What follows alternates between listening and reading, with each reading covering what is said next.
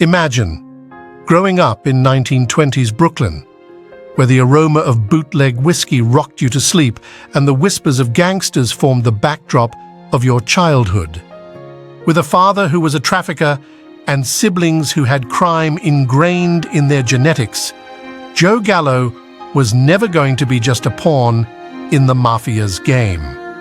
No, he sought to direct his own board, boldly moving his pieces to challenge the great bosses like Profaci and Colombo. Even in his downfall, he was a star. When the trigger was finally pulled, his death was a feast of bullets and conspiracy theories. Joseph Gallo, known by his nickname Crazy Joe, or simply Joe Gallo, was born on April 7, 1929, in the Red Hook neighborhood of Brooklyn, New York. He was born into a context where the Italian-American Mafia was already thriving. Although the Mafia had emerged in the late 19th century, the Prohibition era, which began in 1919 and ended in 1933, provided an unprecedented opportunity for organized crime. The demand for illegal alcohol led to a boom in bootlegging and the Mafia's influence. The Italian-American Mafia eagerly jumped into this new source of income, establishing complex networks of smugglers, distributors, and enforcers. During this period, powerful figures like Al Capone and Lucky Luciano emerged as key leaders. These individuals amassed fortunes and laid the foundations of the modern mafia with their ingenuity and ruthlessness. Under Luciano's leadership, the mafia reorganized, weaving a deadly web of 5 families that ruled New York's illegal businesses with an iron fist. But their reach knew no bounds. From the frantic hustle of the docks to the luxurious salons of Chicago, their dark shadow spread like a plague. In this context, Crazy Joe was born. His father, Umberto, was no stranger to the world of crime, having been a bootlegger during Prohibition, the era when alcohol was illegal in the United States. The profits from his illicit activities allowed him to invest in loan sharking, and this criminal vocation was something his 3 sons embraced from a young age. Paternal warnings were no match for the stronger pull of criminal blood, which proved more effective than any advice. Joe grew up in the Kensington neighborhood, then considered part of Flatbush, where the Gallo family ran a small cafe called Jackie's Charolo, located at 108 Beverly Road. This establishment thrived on the pedestrian traffic from the nearby commercial district and subway station, attracting a diverse clientele that came and went along the bustling avenue. Joe's education began at the local primary school in Kensington. At 16, he continued his studies at the Brooklyn High School of Automotive Trades in Williamsburg.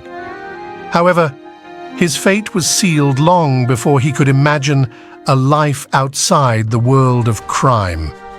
The influence of his environment, coupled with the lack of an alternative life model, led him to follow in his father's footsteps. Shortly after a car accident that left him with a brain injury and a nervous tic, our protagonist, along with his associates, embarked on a path deeply entrenched in the criminal underworld. Peter DePoulas and Frank Kiliano began planning various criminal schemes throughout their lives while frequenting the Ace Pool Room on Church Avenue and a candy store on 26th Street and 14th Avenue in the nearby neighborhood of Borough Park. In 1949, Joe Gallo watched the movie Kiss of Death, and Richard Widmark's portrayal of gangster Tommy Udo left such a profound impression on him that he began to imitate the character and recite his lines. This imitation not only reflected his fascination with gangster films, but also his desire to adopt a more fearsome identity in the underworld he was entering. In 1950, Joe's life took a significant turn when he was arrested and temporarily confined to the Kings County Hospital Center, where doctors diagnosed him with paranoid schizophrenia. Although stigmatized and misunderstood at the time, his mental disorder was a constant in his life, affecting both his personal decisions and his infamous activities. His brothers, Larry and Albert Gallo, were his closest criminal partners, and together they formed a feared trio on the streets. Their brotherly bond and natural inclination towards delinquency made them a formidable force in New York City. Beyond their family dynamics, the social environment in which they were raised, and the early crimes they committed together, the early lives of Joe's two brothers are not well documented. The oldest of the three was Larry, born around 1927, and the youngest was Albert, born in the mid-1930s, with Joe born between them. They also had a sister, Carmela, whose biography is also not well known. However, she was apparently not as involved in the family's criminal enterprises. Joe's personal life was as tumultuous as his criminal career. He was married twice. His first marriage was to Jeffy Lee Boyd, a Las Vegas showgirl. They married sometime in 1960 and had a daughter named Jo. However, their relationship was as volatile as Joe's life of crime, and the marriage ended in divorce nearly 7 years later, in the midst of the gang wars that plagued New York. The couple briefly reconciled, but the reunion did not last long. They reunited briefly in 1971, but it lasted only a few months before they divorced again. A year later, Gallo married a young actress named Sina Esseri. This marriage was brief, lasting only a few months before he was killed in a scene reminiscent of a crime film. Joe began his criminal career as a thug and hitman for Joseph Profaci, the boss of the Profaci crime family. His entry into this underworld was facilitated by his family environment, where his father and brothers were already deeply involved in illegal activities. Joseph Profaci, known as the Olive Oil King, quickly made a name for himself in New York's organized crime scene after arriving in the United States in 1921. Through a combination of cunning, strategic alliances, and ruthless brutality, Profaci climbed the ranks to become the boss of his own crime family in 1928. The Profaci family would later become one of the 5 families of organized crime in New York City. Continuing with our protagonist Joe Gallo, he not only helped with his father's loan sharking business, but also played a crucial role in the vending machine operations run by his brother Larry. These ventures were seen as the crown jewels of the family's enterprises, generating substantial income and consolidating the Gallo family's power. Crazy Joe directly oversaw a variety of criminal enterprises, from rigged dice games to high-stakes card games. His headquarters was in the Dormitory, a brick tenement building at 51 President Street within the contemporary Columbia Street waterfront district. This location, which previously housed the Gallo family's vending machine interests, became the nerve center of their operations. In the basement of the building, Joe supposedly kept a pet lion named Cleo, symbolizing his power and, above all, his extravagance. As he consolidated his power and expanded his influence, Gallo continued to be a significant figure in New York's criminal underworld.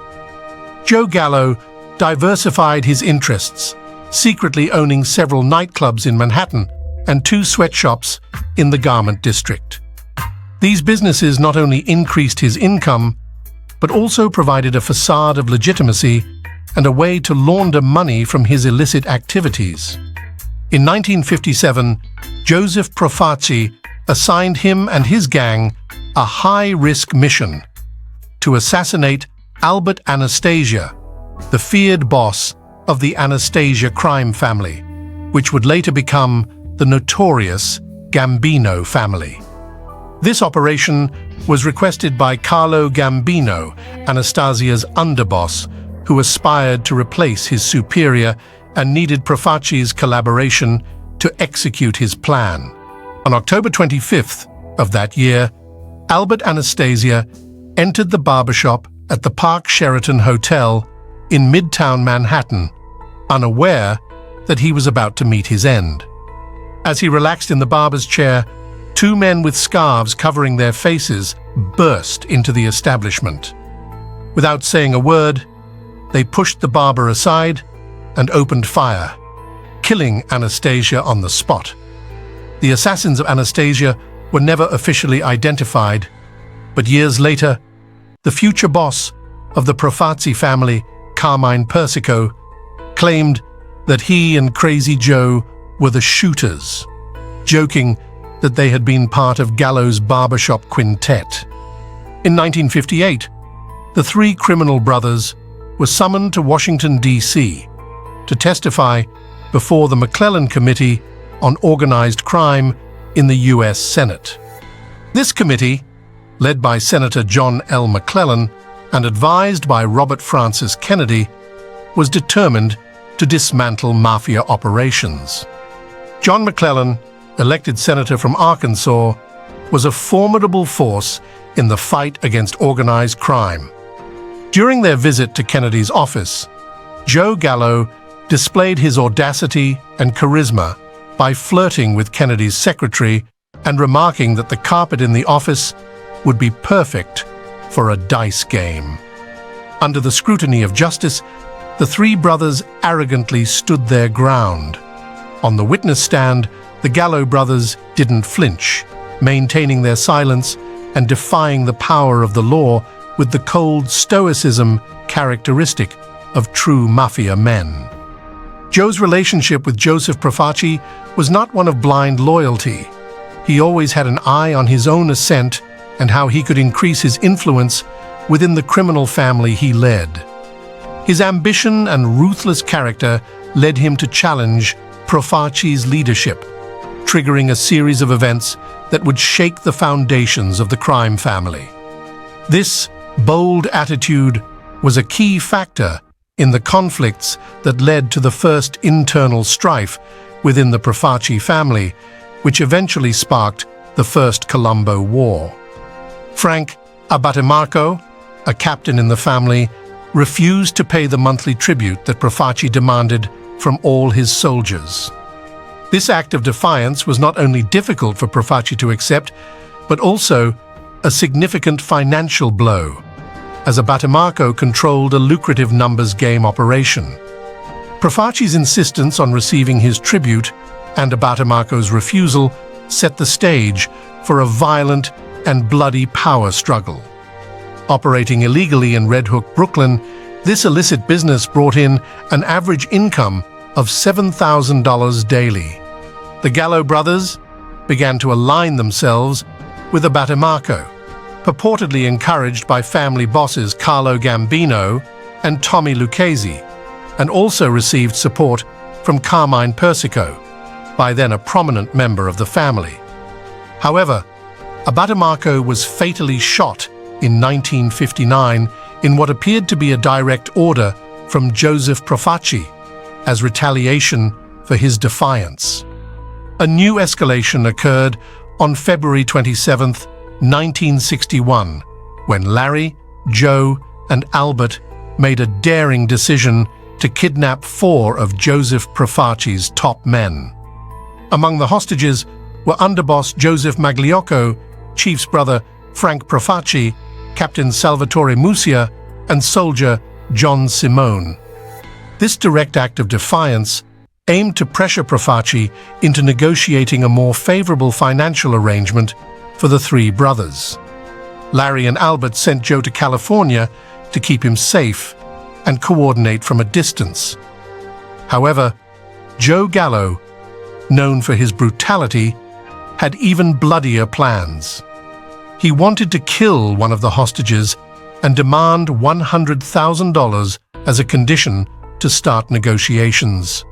His idea faced strong opposition from his brother Larry, who preferred a less violent strategy. After weeks of intense negotiations, Profaci and his consigliere reached an agreement with the Gallos, securing the peaceful release of the hostages. But the peace was short-lived. In mid-year, in a spirit of revenge, Joseph Profaci ordered the murders of Larry and Joseph Joly, a key member of the gang. The killers, under Profaci's command, lured Joly into a trap with the promise of a fishing trip, only to brutally murder him. Larry also became a target, but survived a strangulation attempt orchestrated by Carmine Persico and Salvatore D'Ambrosio at the Sahara Club in East Flatbush. A police officer intervened just in time, saving Larry's life. This failed assassination attempt marked Carmine Persico's betrayal of the Gallos, who had previously allied with him against Profaci. Before the strangulation attempt, the gang began referring to Persico as the Snake for his betrayal.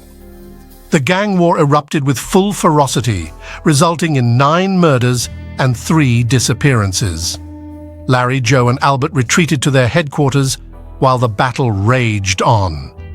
During this conflict, Persico was charged with the attempted murder of Larry Gallo, but the charges were dismissed when Larry refused to testify, maintaining the Mafia's code of silence. In November of that year, Crazy Joe faced justice and was convicted of conspiracy and extortion. Shortly before Christmas, he was sentenced to serve between 7 and 14 years in prison. This sentence marked a crucial point in his life, temporarily removing him from the crime scene, but not stopping the legend he had begun to build. In 1962, while serving his prison sentence, Joe's brothers and 5 other gang members performed a heroic act that briefly garnered positive media attention. Larry and Albert entered a tenement building near their hideout that was on fire and rescued 6 children and their mother. The incident was widely covered by the media, momentarily softening the Gallos' criminal reputation and portraying them in a more human and heroic light. Despite this brief positive image, Joe continued to be involved in criminal activities during his time in prison. He befriended the African-American drug trafficker Leroy "Nicky" Barnes, who was serving time for low-level drug trafficking. Barnes also had interactions with Matthew Madonna, a heroin trafficker associated with the Lucchese family. Always strategic, Crazy Joe predicted Barnes's rise to power in the drug dens of Harlem, earning him the nickname Mr. Untouchable. Nicky Barnes began his criminal career in the early 1960s, focusing on building a heroin trafficking empire centered in Harlem. He controlled a significant portion of the heroin trade and formed an organization known as the Council, modeled after the Italian-American Mafia, to oversee drug distribution in Manhattan, the Bronx, and Brooklyn. The Council was notorious for its brutality and its ability to maintain control through violence and intimidation. Joe Gallo's friendship with Barnes grew so strong that Gallo took Barnes under his wing, teaching him how to enhance his criminal organization. This demonstrated Gallo's skill at manipulating and shaping his environment, even from behind bars. In August 1964, Joe filed a lawsuit against the Department of Corrections, claiming he had been subjected to unusual and cruel punishments at Green Haven after allowing a black barber to cut his hair. The prison commissioner characterized Gallo as a confrontational inmate and troublemaker, but this incident only served to strengthen his image as a man willing to challenge the system. During his time in prison, our protagonist showed another side of his personality as he took up watercolor painting and became an avid reader, delving into classic literature. He worked as an elevator operator in the prison workshops, and during a riot, he rescued a severely injured correctional officer from a group of furious inmates. This act earned him favorable testimony from the officer at a parole hearing, showcasing once again his ability to garner allies even in the most unexpected places. Donald Francos, a fellow inmate, described Gallo as a conversational and charismatic man with excellent verbal and oratory skills. From Francos's perspective, Gallo could describe the cutting of a man's throat with the same eloquence as he engaged in lively discussions about classical literature. This duality in his personality, between the ruthless gangster and the lover of culture, contributed to his myth and the fascination he exerted over those around him. In May 1968, while still in prison, Joe was deeply affected by the death of his brother Larry from cancer. This blow had a profound impact on him. Emotionally behind bars, Larry's death shifted the power dynamics within the gang. His passing created a leadership vacuum and increased pressure on Joe to maintain control and group cohesion. Joe Gallo was released from prison in 1971 after nearly a decade, with a renewed perspective and a relentless focus on his future in organized crime. However, an important part of this story remains unclear. What had happened with the Profaci family in the 1960s while Crazy Joe served his sentence? During this time, the Profaci family underwent significant changes. In 1962, Joseph Profaci passed away after over 30 years leading the family business, leaving a power vacuum. Joseph Colombo took control of the family and continued the battle against the rebellious Gallo brothers. In May 1963, a squad of Gallo gunmen repeatedly shot at Carmine Persico, who miraculously survived. However, by the end of the year, a peace agreement was reached through negotiations with family boss Raymond Patriarca, bringing a temporary halt to hostilities. In that same year, the Mafia Commission discovered that Magliocco had helped devise a plan to eliminate several commission leaders, leading to his forced resignation. Joseph Colombo, a member of the Profaci family and a betrayer of Magliocco, was installed as the new boss of the Profaci family, which then became the Colombo crime family by the Commission's designation. However, Colombo soon distanced himself from Gambino by establishing the Italian-American Civil Rights League, attracting significant media attention. At this time, Crazy Joe was on the brink of being released.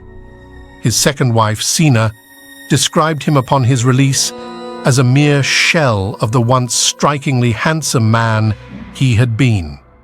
Upon learning this, Colombo and Joseph Jacobelli invited him to a peace meeting, offering him $100,000. However, Gallo claimed not to be bound by the 1963 peace agreement and demanded $1 million to settle the dispute.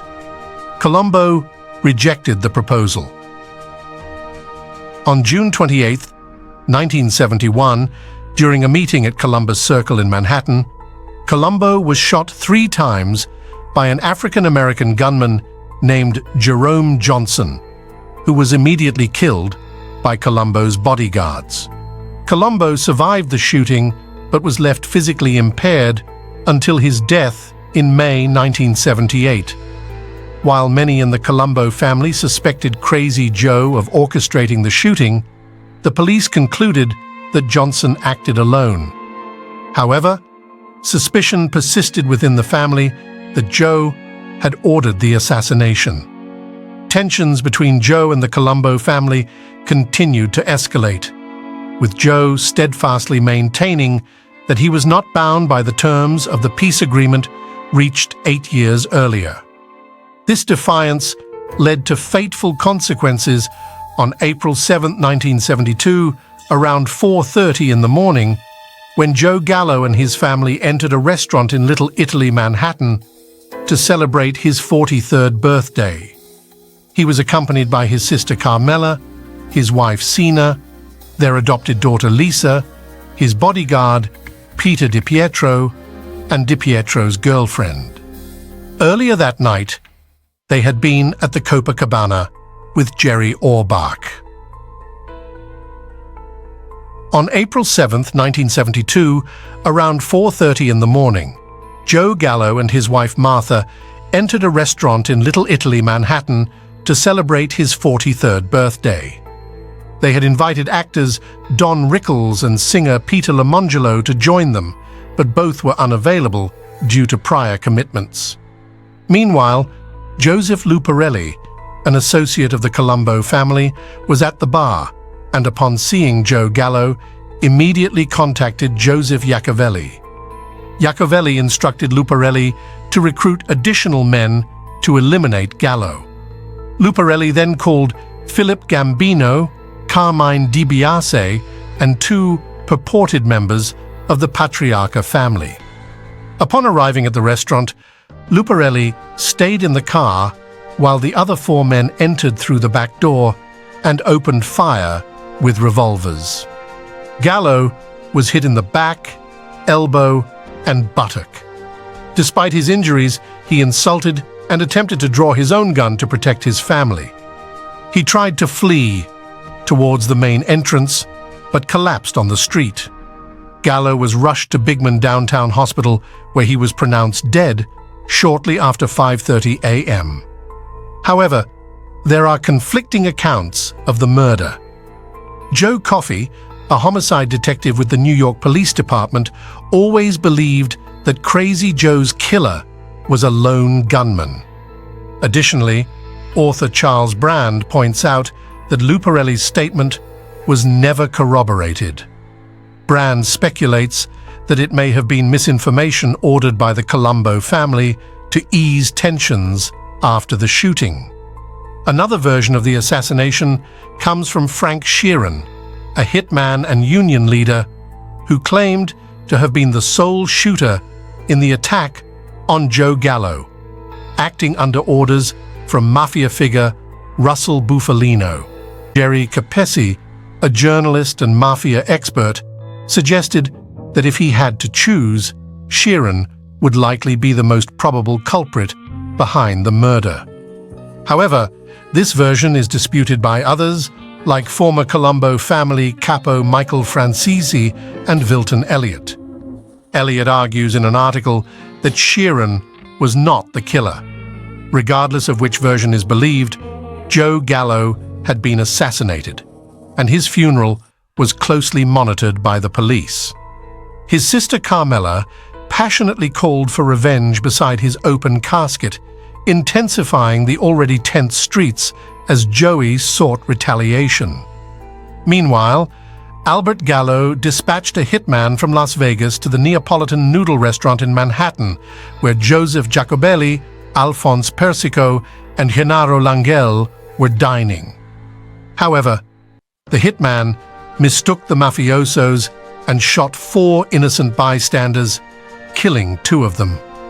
Following the botched attempt, Jacobelli fled to New York, leaving Carmine Persico, nicknamed the Snake, as the new boss of the Colombo family. The story of Joey Gallo, with its twists and turns, came to a violent end, leaving a lasting impact on the criminal underworld of New York.